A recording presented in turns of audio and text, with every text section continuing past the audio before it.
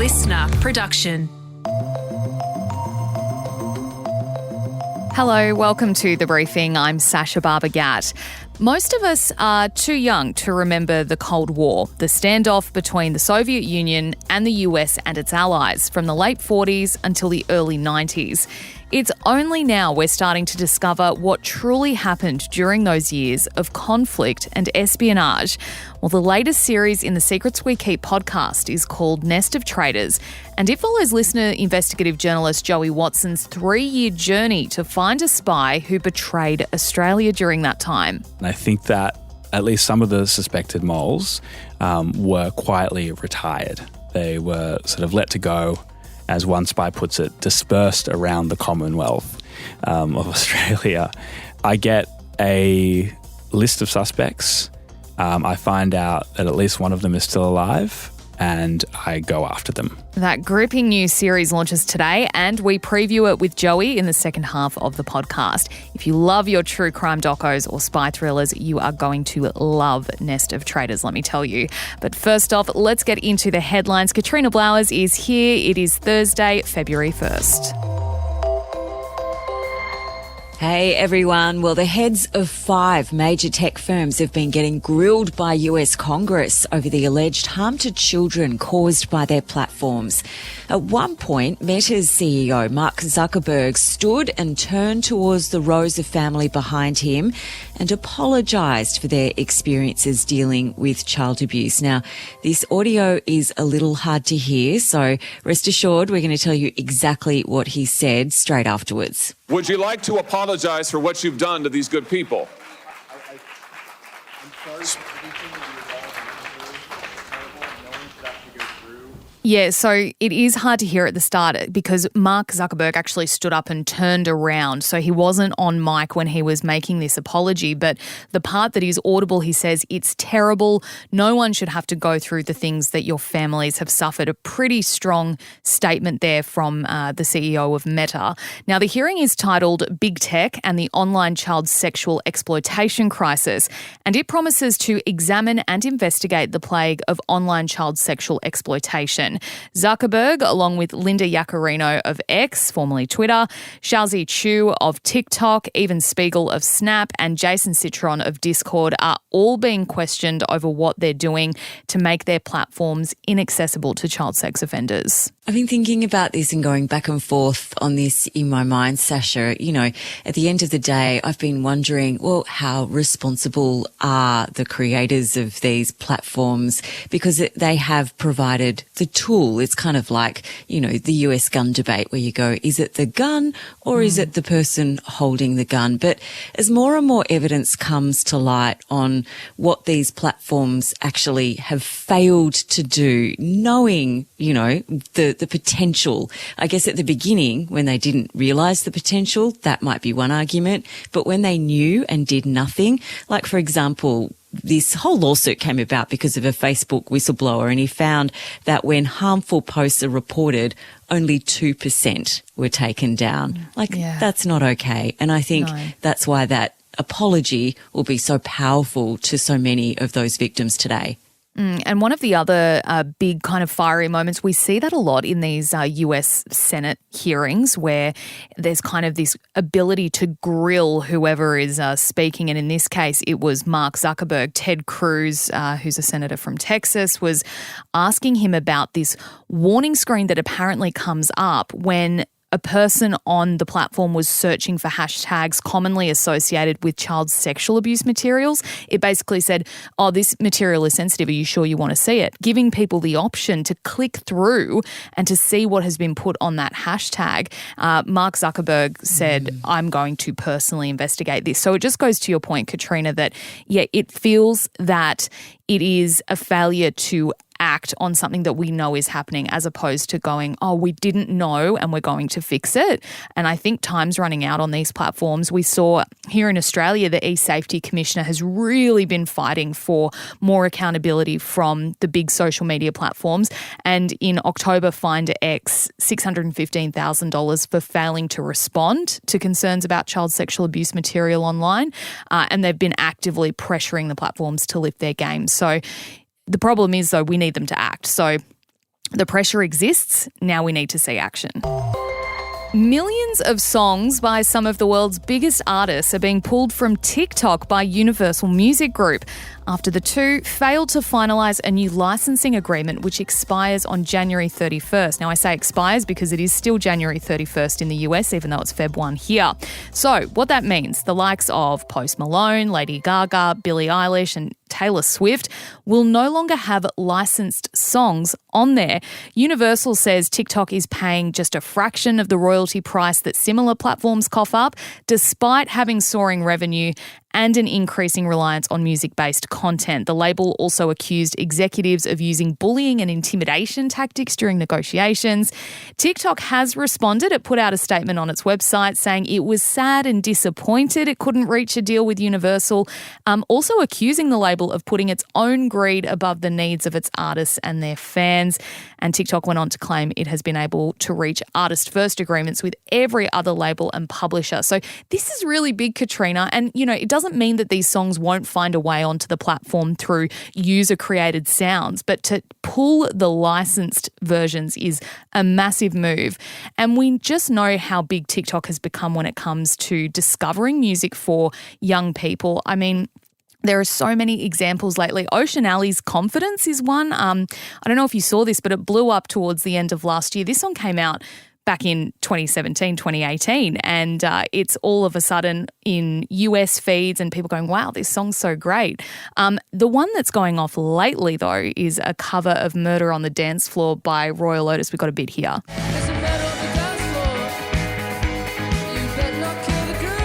I was just having a massive boogie to that while that was playing. But yeah, this one's going off at the moment. Little Australian band.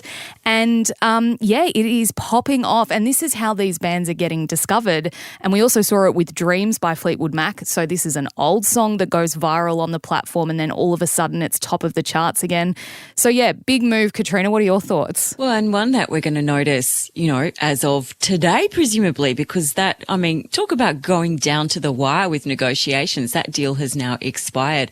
I wonder, because there was a similar argument a little while ago now, a few years ago now, with gyms and hairdressers being able to play music. And so then they came out with a sort of a workaround where they started playing like these elevator music versions of big hits, which was pretty hilarious. But I mean, Taylor Swift, what a huge artist to not have the licensed versions of her songs on the platform. So yeah, I think those executives might have a little bit more negotiating to do. Well, it looks like the states are preparing for a fight over public school funding, demanding the federal government double its commitment. Labor announced yesterday it'd fully fund WA public campuses by 2026 as negotiations continue with New South Wales, Victoria, Queensland, South Australia and Tasmania.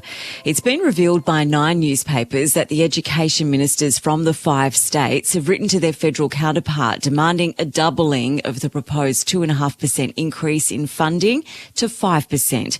Now, that'd bring the proportion of federal funding to 25%, which is more than what's considered the amount needed to meet all students' needs.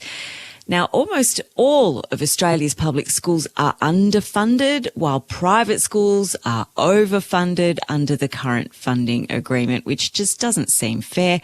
And we covered that huge gap between private and public school funding and performance in Friday's episode. And finishing up with a very happy birthday to Medicare, which is turning 40 today. The reincarnation of the Whitlam government's Medibank was brought in on this day in 1984 at a time when medical bills were the number one cause of personal bankruptcy.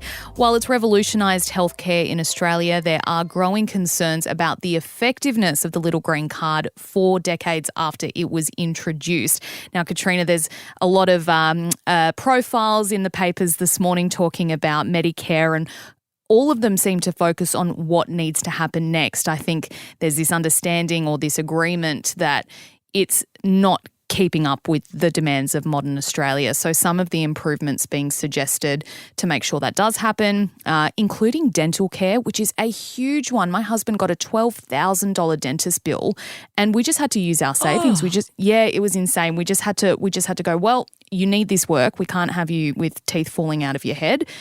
we're going to have to pay it, and there goes 12 grand in the blink of an eye. The fact that it's not included on Medicare is bonkers to me. Some other suggestions: paying less for blood and imaging tests, which are also super expensive and often out of pocket for the majority, and also making it cheaper to see a GP. So happy birthday, Medicare, but work to do. That is a big one for sure. And you get, if you need to renew your card, or you just want to renew your card between now and the end of the year, you get these special limited edition Medicare cards. So, wow. I mean, amazing. No, it is cool. It's an awesome system, and you get a shiny new commemorative card. Well, maybe I'll have to go check my expiry date now to see if I'm due for a new one. Hey, Katrina, thank you so much for joining us for the headlines today. Next up, it is our deep dive, getting a preview of the brand new series of Secrets We Keep, Nest of Traitors.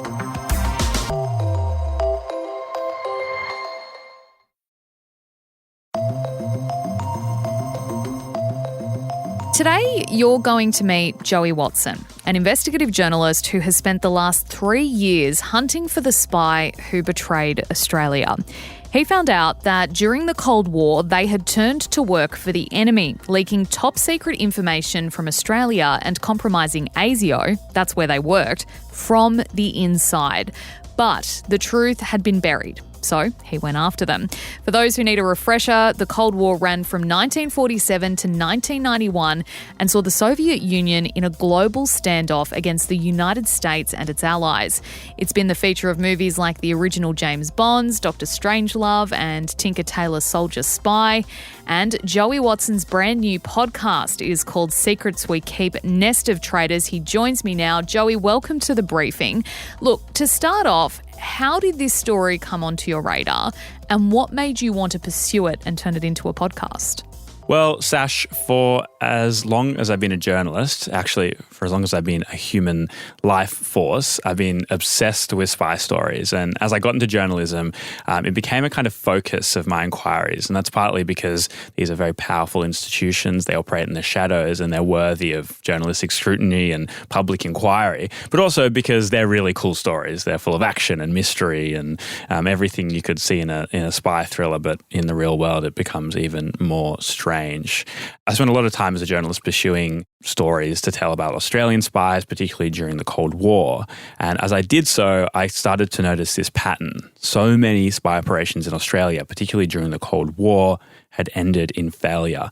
So I started asking around for a theory as to why that might be. And that's when I heard that during the Cold War, an Australian spy had turned and worked for the enemy, the KGB, effectively sabotaging the organisation from the inside. So about 3 years ago, I set out to find them, having no idea what a weird and wild journey it would become. And that's what became Nest of Traitors. Yeah, wow. And I get your point about there's something about spies and it's so secretive. I know whenever ASIO does recruitment drives, like there's this uptick of interest because people are like, wow, like what do spies do? And the fact that you've dug deeper into this particular story is truly fascinating. How did ASIO find out about this supposed mole? That's a very interesting question, and it's something that dwells over the whole podcast. But it centers around something that didn't actually happen during the Cold War, but immediately after. And it didn't happen in Australia. It happened in the capital of Latvia, in Riga. Europe, after the Cold War in these early years in 1992, was completely awash with uncertainty. And this old dude wearing an overcoat, shows up at the door of the British embassy. He's got a plastic bag full of groceries. There's some salami in there, and he gets an introduction to one of the diplomatic staff, and from below the groceries he retrieves a sheaf of documents. This guy's name was Vasily Mitrokhin, and he had been an archivist at the KGB, that's the feared spy agency of the Soviet Union, for some 40 years. And over the course of those 40 years, he'd started smuggling out handwritten notes of all of the KGB's information, all of their files, in his shoe and hiding them under the floorboards of his log cabin in the outer suburbs of Moscow. Mm-hmm. there was like 11,000 pages. They got smuggled out to the UK. But within those pages was some information about Australia. And it provided pretty much incontrovertible evidence that Australia had been penetrated. There was a mole inside ASIO, and they were sabotaging the organisation from the inside.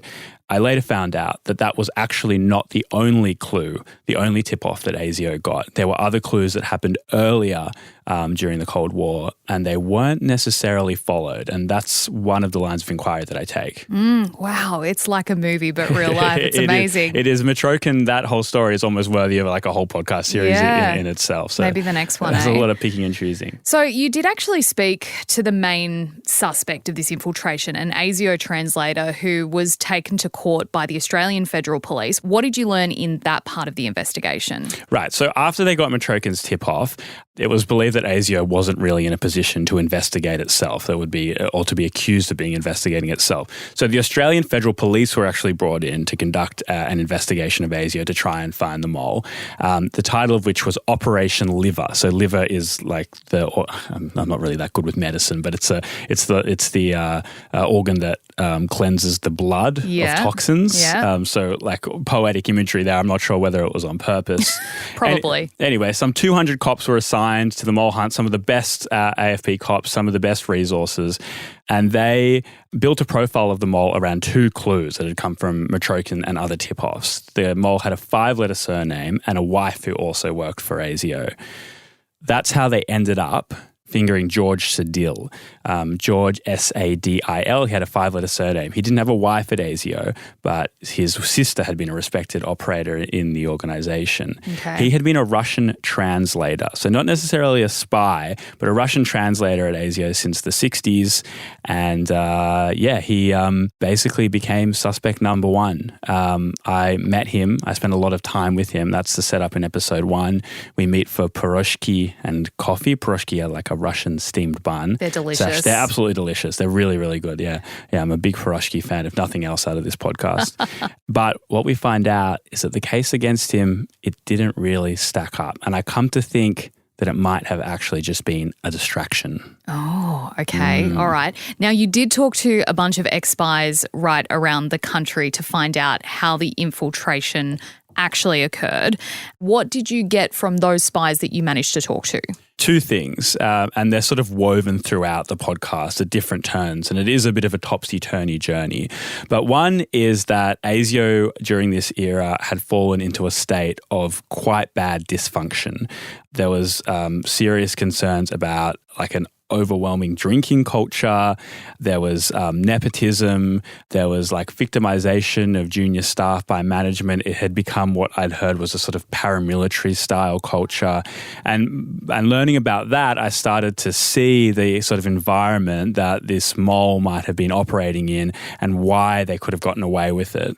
The second thing I learned is that there's a wide-held theory, and I think that I kind of lay out the evidence for this, and I think that there is a lot of evidence for this, that this mole was not operating alone, that indeed there was more than one, and there was a cover-up. Okay. Tell us about visiting Woomera in South Australia. So it was there, I understand, that you learnt about Australia's role in Cold War intelligence and also nuclear weapons testing. Tell me what you found out there. That's right, Sash. So I'd been presented with this situation where for some reason the KGB were sending some of their best spies to Australia. And I mean, Australia's great, like we've got the beaches and koalas and all that sort of stuff. But I did kind of wonder why. And the Cold War was fundamentally a battle between the US, which we were allied to in the West, and the Soviet Union. So what was the interest in Australia? And I had a theory that the answer to that might lie deep in the outback in South Australia. So about 7 hours drive, I took a 7-hour drive north of Adelaide to Woomera, which was set up in the late 40s, basically to test and develop missile technology, firstly for the British, then later the Americans came in and started using it as well. It's like one of the strangest places I've been to. It's still active today. You're not allowed to leave the highway, although you can legitimately visit the town. There's a rocket park in the middle of it with relics of all of the missiles that had been fired and developed there.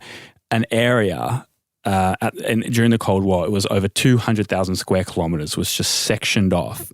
Larger than England itself was sectioned off for missile testing. Almost like a third of the whole state of South Australia purely for this technology.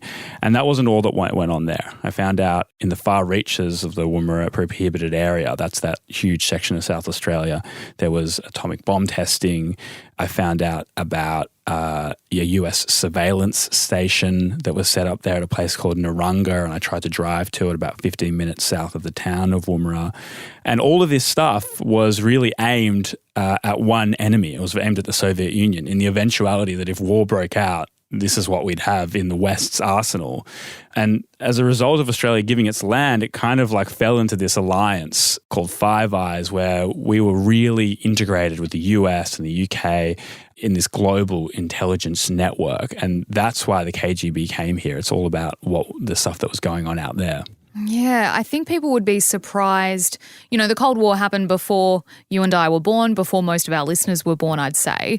I still think, though, people would be surprised to know that Australia played such a role, and they talked a lot at the time about the threat of communism, and it was very much news here in Australia. But the fact that these facilities were being set up in outback towns it's news to me, and it's so interesting. Yeah, that's true, Sash. And it's interesting, this is in some ways a story about history. It is a story about the Cold War. But when I set out on this investigation, I had no idea that Russia was going to invade Ukraine, and the tensions at the heart of this story were reignited. And that has, not only does it hang over every episode in a kind of poetic sense, it's the future is in the present, but it actually has very real implications for the shape of the investigation, who I'm able to reach, who I'm not able to reach, and how I'm able to reach them. Sources dried up in some ways, but in others, they kind of opened up as a result. So, it's a history piece, but it very much resonates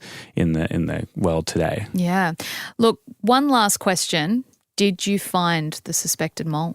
I can't give away the ending. I'd be ruining the whole. Thing. But as I mentioned earlier, I do come to suspect that there was more than one. I think it revolves around a report that was commissioned by the Keating government, and I think that at least some of the suspected moles were quietly retired. They were sort of let to go, as one spy puts it, dispersed around the Commonwealth of Australia. I get a list of suspects. I find out that at least one of them is still alive, and I go after them. Okay, well, as you've explained, and as we'll find out as we listen to Nest of Traitors, the investigation unfolds. You've got all these surreal encounters. The Melbourne intelligence officer whose apartment is full of orchids. Yes, spies love orchids. That's explored in the podcast. Okay. They rely on deception to survive. Right. Also, the time you find an ex-KGB spy sharing a video of the honey badger, as in the former Bachelor contestant. I won't even try and explain that one now. But thank you for taking the time to explain this to us. And I, for one, am so excited to listen. Thank you, Joey, for joining us. Thanks heaps, Sash. Cheers. That was listener investigative journalist Joey Watson, and the latest series of Secrets We Keep, Nest of Traitors, is out today on the LiSTNR app and wherever you listen to your podcasts. That is all for The Briefing today. Thank you so much for listening. Make sure you check back the Savo at 3 for another episode, and be sure to reach out to us if there's a story you'd like us to dig deeper on, or if you'd like to share your thoughts. The best place to do that is on Instagram. Just search The Briefing and send us a DM. I'm Sacha Barbour Gatt. Thanks for listening.